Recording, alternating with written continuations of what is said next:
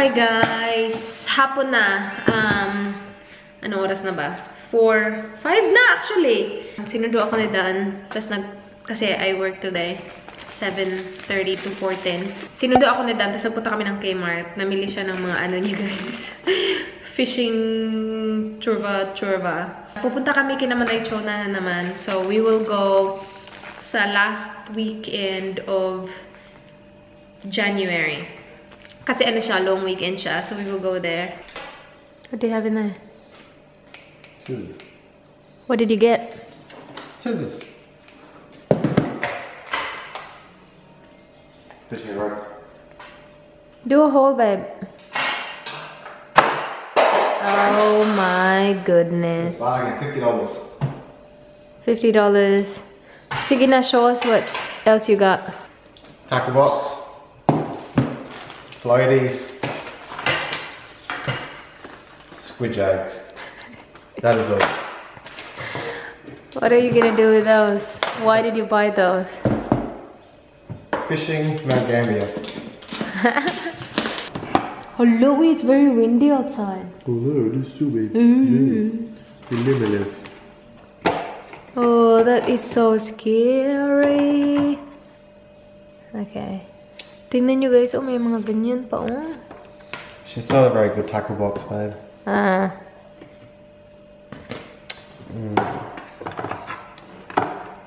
Guys, nandito kami sa Norwood. Dito kami sa Nordburger. Magba-burger kami guys. For some reason, gusto ko ng burger. Hindi naman ako masyado mahilig sa burger, pero sabi ko, magba-burger tayo kasi gutom na ako. Nag-order na kami, hintay na lang namin. Not sure kung ibibigay nila sa amin dito sa labas. Kasi dito kami sa labas. Against the light ako, babe. Yeah, so sana ibigay nila sa akin. Or ihatid nila dito. I'm not sure kasi sobrang busy nila. Ang ganda actually. Yan yung shop, Nord Burger. Tapos meron, what is this, babe? Soft serve Supalux. Kasi dyan, yan yung mga customer ng Nord Burger. Same thing. It is? Yeah. I think that's just like the drink section Maybe or ice cream or something. yeah, looks like it. Sunday.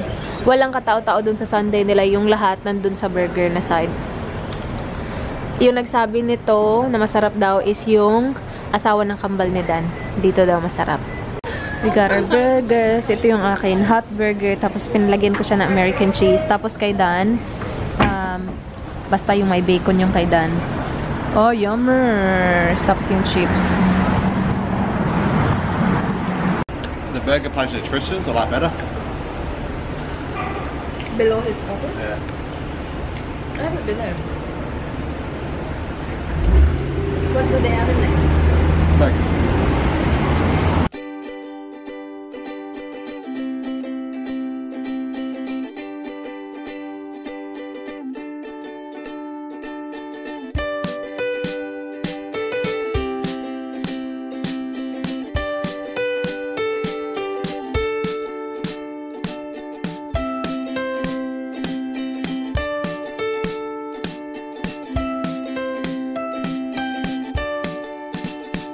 Hi guys! Sinabi ko ba sa inyo kanina, nanood kami ng movie. Nanood pala kami ng movie. Yung pinanood namin is yung The Great Showman by Hugh Jackman. Tama ba yun ako? Jackman. Pero maganda yung movie. In fairness naman.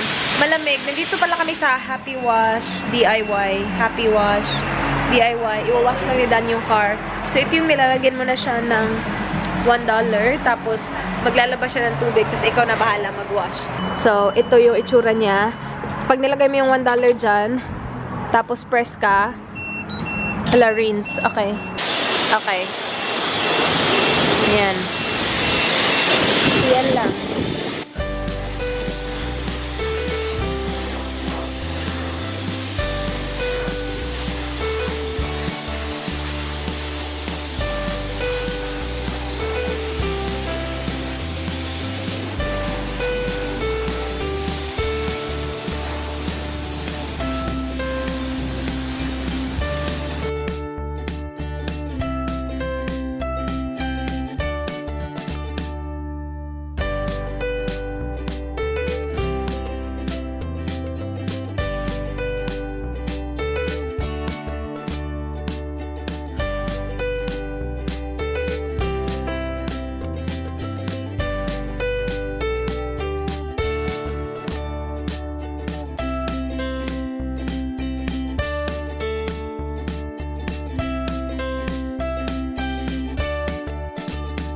Iba-iba yung setting niya, guys. So, meron siyang rinse, meron siya nung may sabon, tapos, what else do they have, babe? Rinse. So, that's it. Meron pa yung iba, pero hindi namin ginagamit. Usually, yung ginagamit lang namin is yung sabon, tapos yung rinse. Tapos, most of the time, si Dan gumagawa. Kasi yung rinse, sobrang lakas niya, na parang hindi ko nakokontrol yung hose, kasi sobrang lakas ng pressure ng tubig. So, si Dan lagi gumagawa.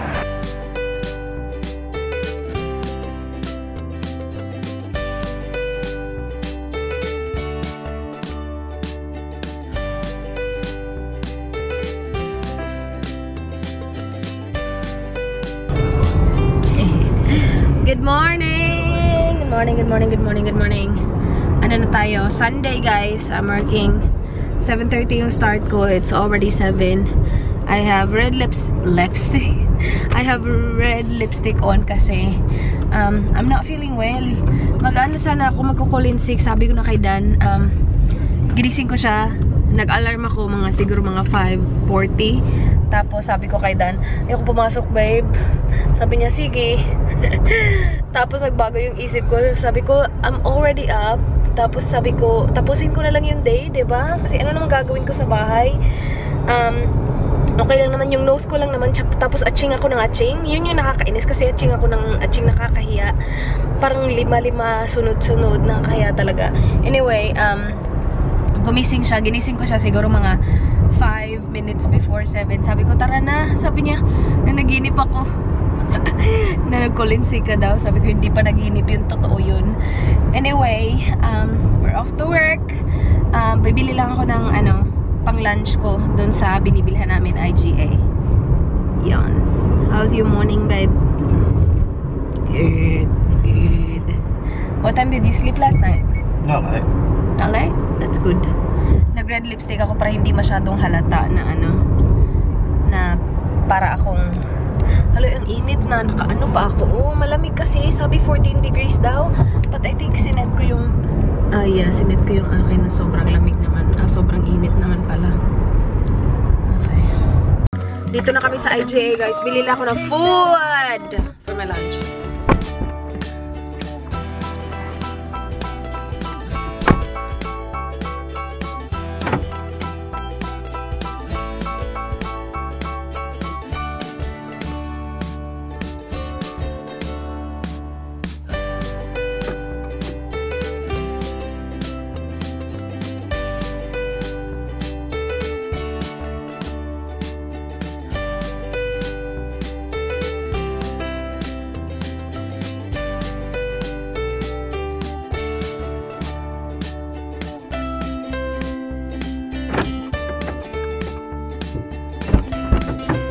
It's recording. Hi guys! Nasa bahay na kami. Magluluto ako ng garlic chicken parmesan na yung recipe ni Manay. And then Dan will show you guys the stuff that I got today. From Kmart. Did you go to Kmart? I went to Kmart. Yeah, sige go. Alright. Take over, babe. Rose is forcing me to do this. So, forcing.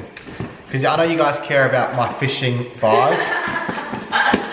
I brought another one of these. I brought one yesterday, but it was too small, so I brought a bigger one today.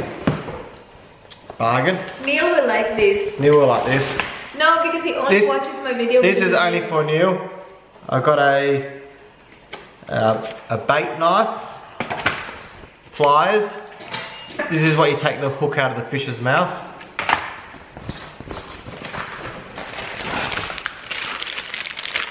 Heaps of hooks. More hooks. Hooks. And a bell. That's my fishing vlog, babe. A bell? A bell. For what? For my fishing rod.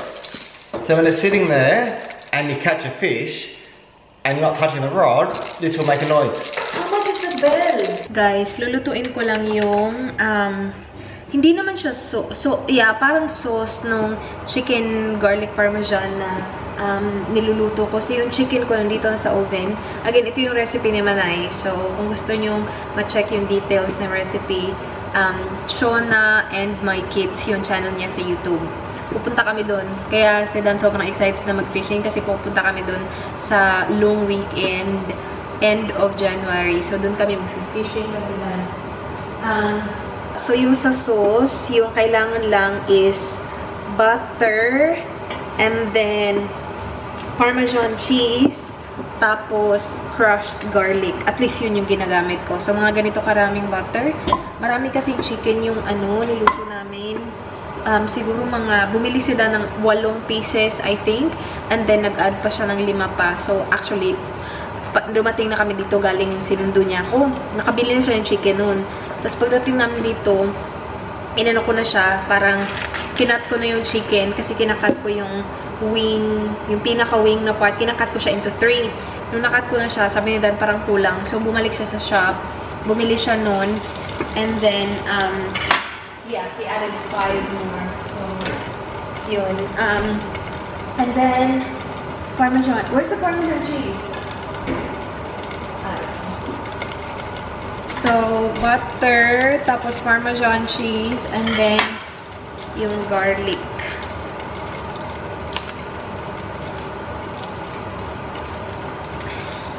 So, si Dan 3 beses bumalik-balik sa shop ngayon, guys. Kasi, pumunta siya na shop, binili niya yung chicken. Tapos, pauwi na kami, nakalimutan niya to. So, on the way here, dumaan lang kami sa shop. Tapos, binili yung grated Parmesan. And then, pagdating namin dito sa bahay, kulang yung chicken. Nakulangan siya sa chicken. So, pumunta siya, bumalik siya. Siya lang mag-isa na bumalik. Babe, can you open this, please? Never mind, I got it. Tansya-tansya ko lang to. Hindi ko talaga alam kung gaano karami talaga. So, yeah, depende na sa inyo yun. Ito lang ay pang-coat lang naman sa chicken. Na-feature ko na to sa vlog ko noon kung paano ko siya niluluto. Char! Sobrang nasasarapan ako dito, guys. Hindi ko naman ito lulutuin lagi kung hindi ako nasasarapan sa recipe na to. As in, nasasarapan talaga ako. Si Manay, grabe talaga yun. Excited na ako pumunta sa kanila para mag-kain. Excited na ako pumunta sa kanila. Ay, makikikain na naman ako, patay gutom talaga ako. Ako na talaga. Kailangan very low heat. Okay, lipat tayo dito. Well, uy, nagmimelt talaga yung Parmesan. Wala. Bakit ganito? Okay na to. Hindi ko lang maintindihan kung bakit ganito siya. Nagmimelt yung yung cheese. Nagawa ko na to last time. 2 beses na. Hindi ko alam kung ano bang naiba. Wala naman ako iniba. Same lang naman yung ginawa ko. So, ganito yung itsura ng chicken, guys, na wala pa siyang sauce. And then, ito yung sauce niya. Na-figure out ko na siya para hindi siya mag-sticky. Hindi ko na lang inon yung apoy nung nilagay ko na yung Parmesan cheese. So, yan. Lalagay mo siya dyan. Sobrang sarap nito, guys. Ito lang, sobrang sarap na. Kasi, na siya, meron na siyang flavor. So, yeah, kain. Ito yung dinner namin. Yung rice ko luto na din. There, it's ready. Hi guys, so tapos na kami kumain. Tapos na din ako, nakapag-edit na ako ng video. So right after kumain, nag-edit ako ng Palawan Day 2. Malapit na guys. Nakakalungkot kasi malapit na matapos yung Philippines vlog. Kahit na wala ako dito, every time nag-edit nag-edit ako ng Philippines vlog. Parang nandun pa rin ako, you know. Pero yan. Isa na lang, tapos yun na. Kasi, 2 na lang, tapos yun na. 2 editan na lang. I-remove ko muna yung makeup ko. Ito na-feature ko to sa previous vlog ko na binili ko siya, diba? Kasi naka-sale siya. So far, okay naman siya. Hindi naman siya as in, like, mind-blowing. I still prefer my simple. Kasi yung simple, siya, mas mura. Tapos, wala siyang scent. Very, siya. Meron siyang scent, guys, pero very fresh. Ito, meron siyang, mabango yung amoy niya, pero nafe-feel ko na yung iba hindi ito magugustuhan, especially yung mga taong sensitive sa mga bango ng kung ano-ano, especially skincare. Anyway, pero okay lang siya. Para sa akin, okay lang siya. I will remove my makeup using my makeup wipe. And then, actually, gagamitin ko yung simple kasi ito pa yung galing sa Pilipinas. So, ubusin ko na lang to. And then, I will use this exfoliator. This is